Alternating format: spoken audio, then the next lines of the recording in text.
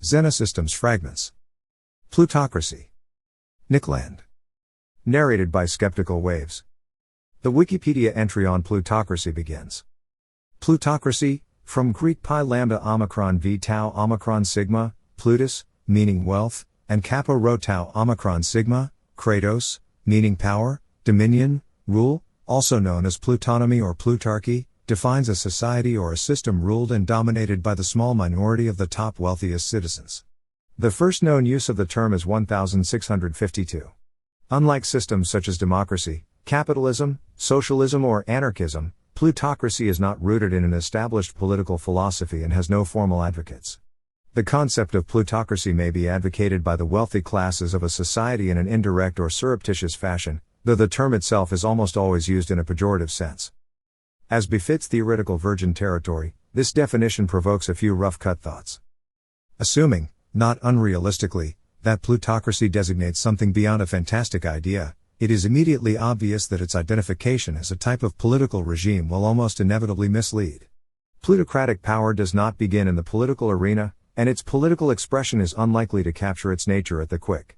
Insofar as the image of a plutocratic government associates plutocracy with a cabal, it is not only insensitive to the real phenomenon, but positively falsifying. If there have been plutocrats, worthy of the name, they were the robber barons of mid-late 19th century America. Progressivism has so thoroughly rewritten the history of this period, that it is hard today to appreciate what took place. The destruction of their epoch was no less foundational for what followed than the ideological decapitation of kings was for the subsequent age of popular government.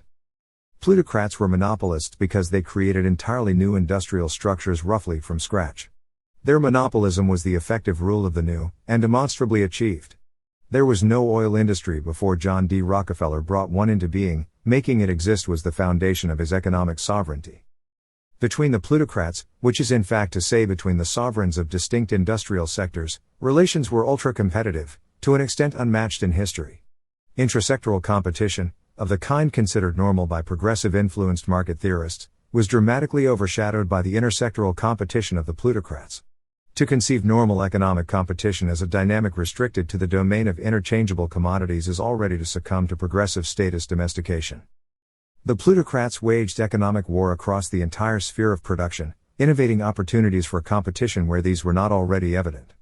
Opening new fronts of economic conflict where they did not already exist was among the most profound drivers of dynamic, radically transformative change. Plutocratic economic conflict created competition. Rockefeller invented the oil pipeline to compete with the railroads, an outflanking maneuver that was not predictable, outside the conflict in process. Plutocrats exemplify the natural right to rule in modernity. Their right is natural because it is earned, or really demonstrated, a fact no monarch or mob can match. Within plutocracy, power is creation. Outside the tenets of theology, can this be illustrated anywhere else?